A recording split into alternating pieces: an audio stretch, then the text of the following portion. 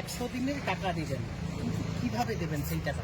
অভিষেক বন্দ্যোপাধ্যায় যেরকম ডায়মন্ড হারবারে ভাতা দিচ্ছেন বয়স্কদেরকে, সেই পথেই কি হাঁটছেন? না না, 100 দিনের টাকা দেবেন, আরো কিছু দিন চাকরিও দিন, দিয়েও দিন, সমকাজে সমবেতন দিন, কন্ট্রাকচুয়াল, ক্যাজুয়াল, আশাকর্মী, ICDS, VRP, civic volunteers, village police, data entry operator, সবকে দিন না, দেওয়ার জন্যই তো সরকার।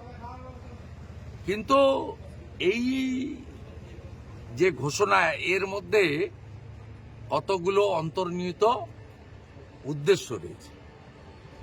প্রথম হচ্ছে নির্বাচনের আগে ওয়ান কাইন্ড অফ ঘুষ বিতরণ, ব্রাইব। 2, এই যে দেওয়া হবে এটা ডেলি ওয়েজেসের থেকে মেটেরিয়াল পেমেন্ট বেশি। মেটেরিয়াল পেমেন্ট মানে তৃণমূলের চোরগুলো সমস্ত গ্রাম পঞ্চায়েতে 80% ভুয়া বিল করে রেখেছে, এবং তারা 5 লাখ টাকার মেটেরিয়াল সাপ্লাই দিলে 25 লাখ টাকার বিল করে রেখেছে। এদেরকে কয়েক হাজার কোটি টাকা ভোটের আগে পাইয়ে দিয়ে 50% বলে, তোমাদের তো টাকা কোনোদিন পেতে না। তারপরে হাইকোর্টের নির্দেশে ফোরম্যান টিম তারা ইনভেস্টিগেশন শুরু করবে, কোনটা ফেক আর কোনটা ট্রু, কোনটা অরিজিনাল আর কোনটা ফ্রড। ফোরম্যান কমিটিতে সিএজি আছে, CAG, principal chief accounts officer আছেন ভারত সরকারের গ্রামোন্নয়ন দপ্তরের প্রতিনিধি, এবং রাজ্য সরকারের গ্রামোন্নয়ন দপ্তরের প্রতিনিধি, যে মামলা আমি করেছিলাম। সেখানে ধরা পড়বে যে মেটেরিয়াল সাপ্লাই না করে খাতাপত্রে বিল করেছেন। তাই মমতা ব্যানার্জি জানে এই ফ্রডগুলো জেলে যাবে 2-4 মাসের মধ্যে।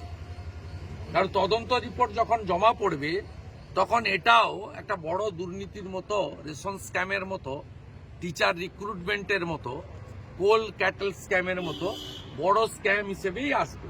তাই এখন লোকসভা ভোটের বৈতরণী পার করার জন্য এই চোরেদেরকে টাকা দিয়ে দিবে। তার 60% হচ্ছে মেটেরিয়ালের টাকা, এবং এই টাকা আসবে কোত্থেকে?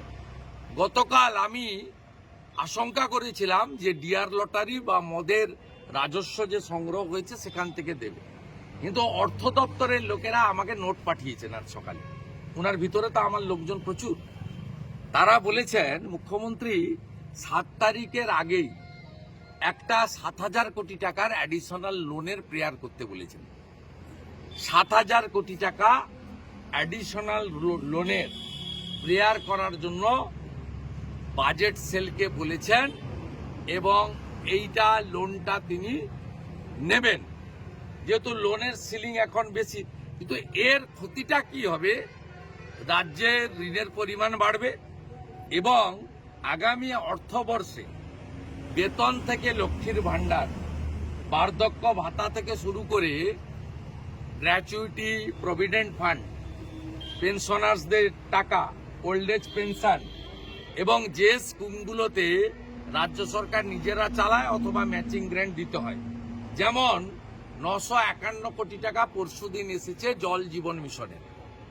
সেই 951 কোটি টাকায় ভারত সরকারের জলশক্তি দপ্তরের শর্ত দিয়েছে কি, সমান 951 কোটি টাকা পশ্চিমবঙ্গ সরকারকে ওই সেম অ্যাকাউন্টে দিতে হবে। তারপরে এই 951 কোটি টাকা আপনি হাত দিতে পারবেন, এবং এই 951 কোটি টাকা আপনি ডাইভারশন করতে পারবেন না। তাই মমতা বন্দ্যোপাধ্যায় এই রাজ্যকে রসাতলে পাঠানোর জন্য, এই রাজ্যের অর্থনৈতিক অবস্থাকে একেবারে ধ্বংস, কারণ পরে উনাকে চালাতে হবে না, উনি জানেন বিজেপিকেই চালাতে হবে। তাই উনি একবারে কফিনের শেষ পেরেকটা মারার জন্য 7,000 কোটি টাকা অ্যাডিশনাল লোনের প্রেয়ার করতে বলেছেন। এটা নির্বাচনের আগে মেটেরিয়াল পেমেন্টের নামে তৃণমূলের কাটমানি, ঘুষ, নির্বাচনী তহবিল, এবং এই চোর ঠিকাদারদের দিয়ে গ্রামাঞ্চলে ভোট নিয়ন্ত্রণ করা, এবং মদ মাংসের মোৎসব করে যাতে লোকসভাতে কোনোভাবে অস্তিত্ব রক্ষা হয় একটা চেষ্টা তিনি করছেন।